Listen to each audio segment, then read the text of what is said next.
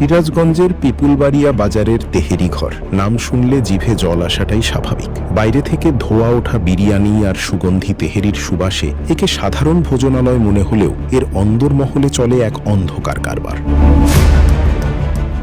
পঙ্খী নামের এক ব্যক্তির মালিকানাধীন এই রেস্তোরাঁটি এখন কেবল রসনা বিলাসের জায়গা নয়, বরং কপোতকপতিদের জন্য গড়ে তোলা এক নিরাপদ ডেটিং জোন।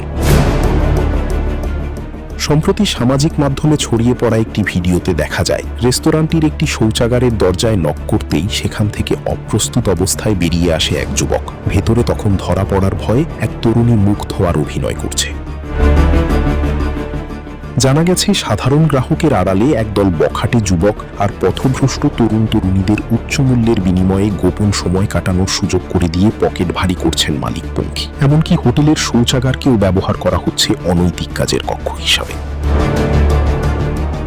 এই ঘটনায় পিপুলবাড়িয়া বাজারের ব্যবসায়ী ও অভিভাবকদের মধ্যে তীব্র ক্ষোভ বিরাজ করছে। তাদের দাবি, খাবারের ব্যবসার নাম ভাঙিয়ে পঙ্খী মূলত একটি মিনি নিষিদ্ধ পল্লী গড়ে তুলেছেন, যা এলাকার সামাজিক পরিবেশ নষ্ট করছে।